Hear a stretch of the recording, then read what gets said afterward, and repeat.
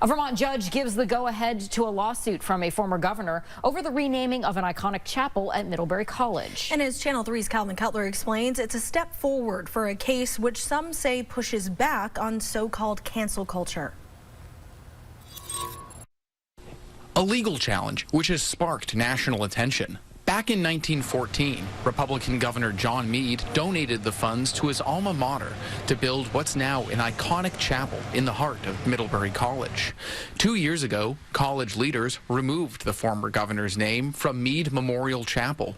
They say it's because of his role in advancing eugenics policy in Vermont. In his farewell speech to the legislature, Mead recommended lawmakers adopt policies to restrict marriage, segregate, and operate on so-called degenerates. Former four-term Governor Jim Douglas sued the college for a breach of contract on behalf of the Mead estate. This is way out of control. It's totally disproportionate, it's inappropriate, and it's grossly unfair to the memory of an otherwise good and decent man.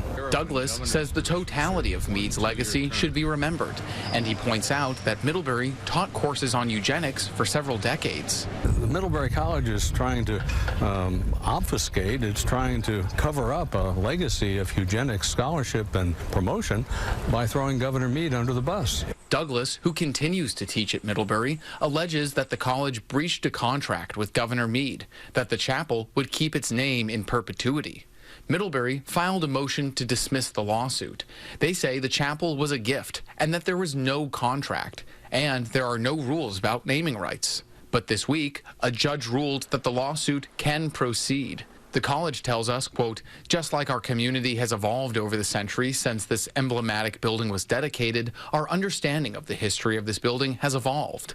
As an educational institution committed to open expression, we continue to explore the complex dimensions of that history and to teach and learn through it.